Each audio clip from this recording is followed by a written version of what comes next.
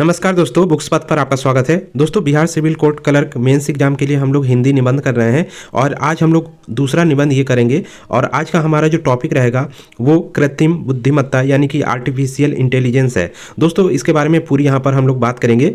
150 शब्दों से ज़्यादा ये आपका यहाँ पर निबंध है। इसको आप लोग 150 शब्दों में लिखने का प्रयास कीजिएगा और काफ़ी अच्छा वीडियो आपका रहने वाला है। एक बार देखेंगे तो आपको पूरा एक ही बार में यहाँ पर समझ में चीज़ें आ जाएंगी और आसानी से आप निबंध यदि इससे रिलेटेड आता है तो कर लेंगे। इसके अलावा यहाँ पर देखिए, जो ये आपका हमने टॉपिक लिया हुआ है कृत्रिम बुद्धिमत्ता, इसके कुछ यहाँ पर उप टॉपिक भी यहाँ पर हमने लिया हुआ है। तो निबंध में कुछ यदि बढ़ाकर भी आता है तो आप आसानी से कर लेंगे। जैसे कृत्रिम बुद्धिमत्ता क्या है, इसके क्या लाभ हैं, कृत्रिम बुद्धिमत्ता क्या है, इसके उपयोग आपको यदि पूछा जाए तब भी यही निबंध आपको लिखना होगा। इसके अलावा कृत्रिम बुद्धिमत्ता क्या है, इसके फायदे और नुकसान, यदि इस तरह का क्वेश्चन आता है, निबंध लिखने को आता है, तो भी आप इसी तरह का निबंध लिखेंगे। तो चलिए यहाँ पर हम लोग शुरू करते हैं। इसके अलावा दोस्तों हम बता दें, इसका पीडीएफ आपको हमारे टेलीग्राम चैनल पर मिल जाएगा। तो लिंक डिस्क्रिप्शन बॉक्स में है। पीडीएफ आप वहाँ से डाउनलोड करके इसको दोबारा रीड कर सकते हैं। टेलीग्राम चैनल ज्वाइन जरूर कर लीजिएगा। वहाँ से आपको इसका देखिए इंग्लिश का आपका निबंध आपका आना है। तो इंग्लिश का निबंध भी आपका जो टॉपिक है उसको हम पीडीएफ के रूप में आपको टेलीग्राम चैनल पे ही दे देंगे। तो वहाँ से आप इंग्लिश के भी निबंध भी तैयार कर सकते हैं। इसके अलावा अन्य जो भी आपके सब्जेक्ट हैं उन सभी के पीडीएफ आपको टेलीग्राम चैनल पर मिल जाते हैं। इसके अलावा वीडियो के माध्यम से हम अपने चैनल पे इसको कवर कराते हैं। तो चलिए शुरू करते हैं। तो कृत्रिम बुद्धिमत्ता हमारा ये टॉपिक है। तो यहाँ पर देखिए, आपको निबंध में 3 चीज़ें यहाँ पर लिखनी होगी। सबसे पहले प्रस्तावना, उसके बाद यहाँ पर आप डिस्क्रिप्शन लिखेंगे, यानी निबंध के बारे में पूरा यहाँ पर विवरण देंगे आप जिस टॉपिक में निबंध लिख रहे हैं। तो अंत में यहाँ पर हम लोग उपसंहार या निष्कर्ष या कंक्लूजन लिखते हैं। तो किस तरह लिखना है वो सब यहाँ पर हम आपको बताएंगे। पूरा वीडियो जरूर देखिएगा। चलिए शुरू करते हैं। सबसे पहले यहाँ पर प्रस्तावना देखिएगा। तो प्रस्तावना में देखिए यहाँ पर आर्टिफिशियल इंटेलिजेंस के बारे में थोड़ी सी जानकारी दी गई है। कृत्रिम बुद्धिमत्ता यानी कि आर्टिफिशियल इंटेलिजेंस कंप्यूटर विज्ञान की एक तेजी से आगे बढ़ने वाली शाखा है, जिसका उद्देश्य उन कार्यों को करने में सक्षम बुद्धिमान मशीनें बनाना है जिसके लिए आमतौर पर मानव बुद्धि की आवश्यकता होती है। ठीक है, यानी कि जो काम मानव बुद्धि करता है उसके लगभग समान एक क्या है, आपको मशीन की बुद्धि बनानी है, यानी उसका दिमाग बनाना है। तो देखिए यहाँ पर एआई जो है आपका वो एज ए ह्यूमन की जो बुद्धि आपकी होती है, यानी कि ह्यूमन के जो दिमाग होता है उस तरह काम करने लगेगा, लेकिन पूरी तरह आपका एज ए मानव नहीं काम करेगा। तो क्योंकि ये मशीन है तो अपने मशीन की तरह काम करेगा और मशीन की आर्टिफिशियल इंटेलिजेंस यानी कि उसकी जो बुद्धि, सोचने समझने की क्षमता जो होगी उसी प्रकार वो काम करेगा। तो यहाँ पे देखिए एआई विभिन्न उद्योगों में क्रांति ला रहा है और आने वाले वर्षों में समाज पर इसका काफ़ी प्रभाव डालने की क्षमता ये रखता है। ठीक है, ये एआई के बारे में आपका छोटा सा यहाँ पर क्या हो गया, प्रस्तावना यहाँ पर हो गया, इंट्रोडक्शन हो गया। उसके बाद दोस्तों यहाँ पे देखिए कृत्रिम बुद्धिमत्ता क्या है, क्योंकि पूछा गया है आपके निबंध में क्या है, तो उसके बारे में आप थोड़ा सा यहाँ पर बताएंगे। तो यहाँ पे देखिए आर्टिफिशियल इंटेलिजेंस का मतलब मशीनों की बुद्धि से है, बुद्धिमत्ता से है। यह मनुष्यों और जानवरों की प्राकृतिक बुद्धिमत्ता के विपरीत है। यानी हम लोगों में जो दिमाग होता है, बुद्धि होती है, वो नेचुरल होती है, लेकिन यहाँ पे ये आर्टिफिशियल है। ठीक है, इसीलिए इसको आर्टिफिशियल इंटेलिजेंस कहा जाता है। एआई के जनक अमेरिकी कंप्यूटर वैज्ञानिक जॉन मैकार्थी हैं। एआई का विभिन्न उपयोग विभिन्न अनुप्रयोगों में किया जाता है। आर्टिफिशियल इंटेलिजेंस के साथ मशीनें सीखने, योजना बनाने, तर्क करने और समस्या समाधान जैसे कार्य करती हैं। तो ये आपने एआई के बारे में क्या होता है एआई उसके बारे में बता दिया। अब दोस्तों यहाँ पर हम लोग डिस्क्रिप्शन पूरा लिखेंगे। तो इसमें हमने फायदे और नुकसान लिख दिया है। इससे आप पॉइंट आप अपने हिसाब से लिख सकते हैं, वहाँ पर लाइन वाइज लिख सकते हैं या पॉइंट वाइज लिख सकते हैं, जैसा आपका निबंध पूछा जाएगा। तो यहाँ पर हम लोग देख लेते हैं, क्योंकि इसी में आल आपका कवर हो जाएगा जितनी भी चीज़ें हैं। हमने बहुत कम इसको शब्दों में कवर करने की कोशिश की है, जिससे आप कम से कम, क्योंकि वहाँ पर आपका देखिए ज़्यादा शब्दों में आप तो लिख सकते हैं बढ़ा चढ़ा कर कुछ भी, लेकिन जब कम शब्दों में लिखना हो तो आपको चुनिंदा शब्दों का ही यूज करना होगा, क्योंकि यदि आप फालतू की चीज़ लिखेंगे तो आपके अंक यहाँ पे कट जाएंगे। ठीक है, तो यहाँ पे देखिए इसके फ़ायदे देखते हैं हम लोग, क्योंकि यदि आपका क्वेश्चन आ जाता है कि इसके फ़ायदे और नुकसान क्या हैं, तो फ़ायदे में ही आपकी काफ़ी चीज़ें कवर हो जाएंगी, जिसको आप ऐसे भी लिख सकते हैं। तो फ़ायदे के तौर पे हम लोग यहाँ पर पहले इसको देख लेते हैं। तो यहाँ पे देखिए एआई का इस्तेमाल बहुत सारे क्षेत्रों में किया जाता है, जैसे बैंकिंग, चिकित्सा, शिक्षा, कृषि, उद्योग, व्यवसाय, परिवहन, वित्त शाखा इत्यादि। तो ये सब शामिल है। इसके अलावा यहाँ पर देखिए एआई निश्चित रूप से शिक्षा को और अधिक कुशल बना सकता है। एआई तकनीकी छात्रों की ज़रूरतों को पता लगा सकता है, फिर उसकी आवश्यकताओं के अनुसार अनुकूलित हो सकता है। एआई ट्यूटर छात्रों को अध्ययन में सहायता प्रदान कर सकता है, यानी कि जो लोग कोचिंग लेते हैं आर्टिफिशियल इंटेलिजेंस के माध्यम से वो लोग आसानी से सीख सकते हैं। नेक्स्ट यहाँ पे देखिए एआई स्वास्थ्य सेवा में भी अग्रणी भूमिका निभा रहा है। मशीन लर्निंग एल्गोरिथम में बड़ी मात्रा में मेडिकल डेटा का विश्लेषण करती हैं और सटीक निदान प्रदान करने की क्षमता रखती हैं।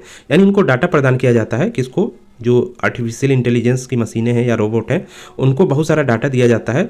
किसी रोगी का हो गया, मान लीजिए कि उसको क्या क्या चीज़ें हैं, उस हिसाब पे वो उसका बीमारी बता सकता है, उसके लिए दवाई बता सकता है। तो ये सब डाटा फीड किया जाता है, उसके आधार पे निर्धारण करता है, क्योंकि वो आर्टिफिशियल इंटेलिजेंस है, वो कम तुरंत का तुरंत आपको बता देगा उस डाटा के आधार पर, जिससे स्वास्थ्य पेशेवरों को समय और प्रभावी उपचार प्रदान करने में सहायता मिलती है। ठीक है, जैसे कि अब इस समय कई स्वास्थ्य की मशीनें, चिकित्सा के क्षेत्र में आप देख रहे होंगे, स्वास्थ्य की मशीनें जो होती हैं, सीटी स्कैन वगैरह हो गया या आपका एक्सरे हो गया, कई सारी मशीनें आ गई हैं, आपकी हार्ट बीट बता दे रही हैं। ठीक है, इसके अलावा आपकी जो नब्ज रेट वो सब बता दे रही हैं। तो ये सब चीज़ें बता दे रही हैं, सब मशीन के माध्यम से संभव हो पाया है। पहले क्या था कि पहले घड़ी देखकर नब्ज जो आपका पकड़ते थे, वो घड़ी देखकर बताते थे कि कितने दर से चल रहा, क्या रेट है, लेकिन अब मशीन ही पूरा बता दे रही है। तो इसमें ये चीज़ें बढ़ गई हैं और इसी का और एडवांस लेवल यानी हाई लेवल पर भी आपका विकास किया जा रहा है, जिसमें सर्जरी भी आपका अब क्या है, रोबोट के द्वारा की जा रही है यहाँ पर।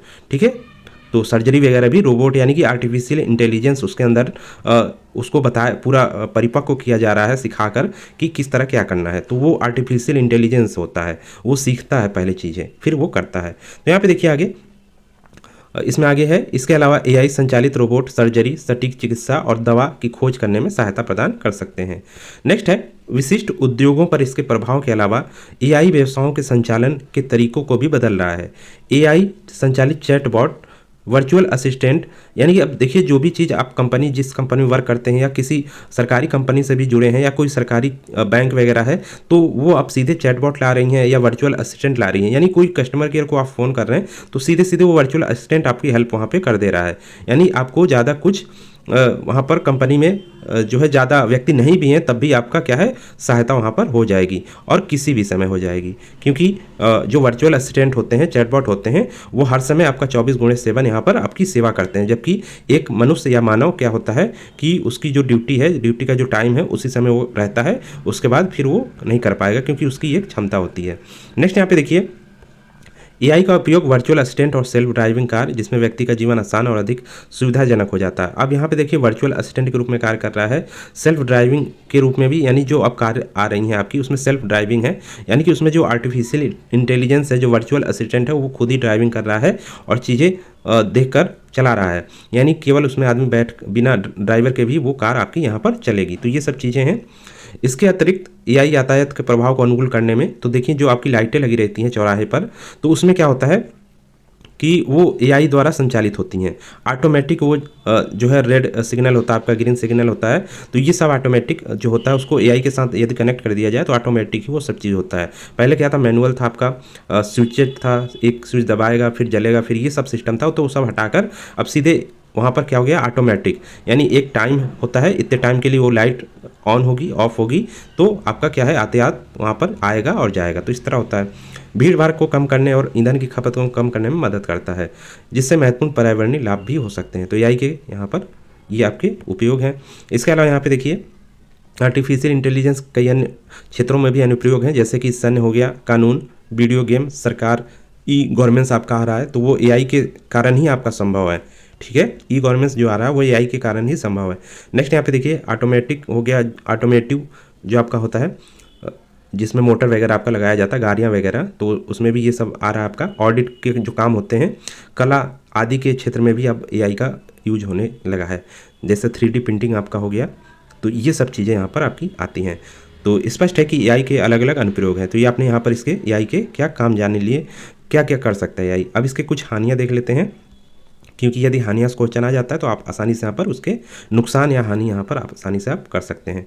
तो स्वचालन से प्रेरित नौकरी का नुकसान होता है, यानी कि यहाँ पर जो नौकरी है, जहाँ पर मानव 10 काम कर रहे हैं, वहाँ पर मात्र एक मानव काम करेगा जो कि इंस्ट्रक्शन देगा उस एआई को। तो वहाँ पर अब वो 10 जो मानव थे उसका काम एक एआई करेगा, एक मानव की मदद से। तो ये यहाँ पर नौकरी की यहाँ पर क्या होगा, नुकसान होगा। इसके अलावा डीप फेक यहाँ पर आपका चल रहा है इस समय, तो इसका भी ये नुकसान है। एआई के द्वारा ही उसको निर्मित किया जाता है। गोपनीयता का उल्लंघन होगा। यहाँ पे देखिए एआई बहुत चीज़ें कर सकता है, जिसमें एक आपका गोपनीयता का उल्लंघन भी है। उसको इंस्ट्रक्शन दिया जाता है, उसी आधार पे वो वर्क करता है एआई। तो उसमें ये नहीं देखता है कि कौन सा व्यक्ति क्या है, उसको बस जो इंस्ट्रक्शन दिया गया उसको वो करना है। खराब डेटा के कारण एल्गोरिथम संबंधी पूर्वाग्रह। अब यहाँ पे देखिए पूरा का पूरा ये जो आपका एआई वर्क करता है वो डेटा के आधार पर वर्क करता है। यदि उसको गलत डेटा दिया गया तो वो गलत फिर निष्कर्ष निकालेगा, ठीक है। तो ये यहाँ पर दिक्कत है। इसके अलावा सामाजिक आर्थिक असमानता, बाजार में अस्थिरता, हथियारों का स्वचालन हो सकता है, क्योंकि अब सब ऑटोमेटिक चीज़ें हो रही हैं। और ऑटोमेटिक का मतलब है उसमें मानव का जो है मानव उसमें कम अपना हस्तक्षेप कर रहा है। तो जो ऑटोमेटिक है, यदि एआई ने उसको कंट्रोल कर लिया तो वो पूरा ऑटोमेटिक है, तो उसको एक ही क्लिक के द्वारा सब चीज़ संचालन कर सकता है। यानी हथियार भी ऑटोमेटिक संचालित हो सकते हैं। तो ये यहाँ पर दिक्कत है। अनियंत्रित स्वजागरूक एआई। अब यहाँ पे सबसे दिक्कत ये है कि यदि स्वजागरूक हो गया, यानी एआई को भी ऑटोमेटिक एक दिमाग आ गया, ठीक है, यानी मानव से भी वो अधिक दिमाग या शक्तिशाली हो गया, तो फिर आगे भविष्य में इसकी दिक्कत हो सकती है। तो ये आपके कुछ नुकसान यहाँ पर हैं, इसको जरूर लिखिएगा। उसके अलावा यहाँ पे देखिए निष्कर्ष में हम लोग क्या लिखते हैं, यानी कि यहाँ पर देखिए अंत में जो कंक्लूजन होता है, अंत में हम कह सकते हैं कि एआई निश्चित रूप से भविष्य के लिए वरदान है। एआई हमारे सोचने की क्षमता को बेहतर बना सकता है और हमें नए क्षितिज तक पहुंचने, हमारी विकास क्षमता का पता लगाने और महासागर और अंतरिक्ष से परे हमारी पहुंच का विस्तार करने में मदद कर सकता है। सरकारों, संगठनों और शोधकर्ताओं को एआई के विकास और तैनाती को नियंत्रित करने के लिए नैतिक ढांचे और नीतियाँ स्थापित करने के लिए मिलकर काम करना चाहिए, ठीक है। यानी ये सब चीज़ें इसका तो है ही, यानी बहुत सारा काम हम लोग कर सकते हैं, लेकिन इसको नियंत्रित तरीके से यदि किया जाए तब, ठीक है, नियंत्रित तरीके से। अब कोई आया यहाँ पर, उसने एआई को अनियंत्रित बनाने के लिए कोशिश किया और उसमें वो कामयाब हुआ, तो इससे काफ़ी नुकसान हो सकता है। तो ये सब चीज़ें, इसके कुछ नियम कानून बनाने चाहिए, तभी यहाँ पर एआई का सही यहाँ पर इस्तेमाल किया जा सकता है। तो ये एआई से संबंधित आपका निबंध था और काफ़ी अच्छे वे में हमने इसको कवर किया है। आप इसको एक दो बार पढ़ेंगे तो आप आसानी से इसको लिख सकते हैं और इसको 150 वर्ड में आप लिखने का कोशिश या प्रयास कीजिएगा आप अपने कॉपी में। और नेक्स्ट निबंध हम लाएंगे, बाकी आपकी क्लासेस जो हैं वो भी आपकी जल्द यहाँ पर आएंगी। तो दोस्तों मिलते हैं नेक्स्ट वीडियो में। टेलीग्राम जरूर ज्वाइन कर लीजिएगा, लिंक डिस्क्रिप्शन बॉक्स में है। इस वीडियो में इतना ही।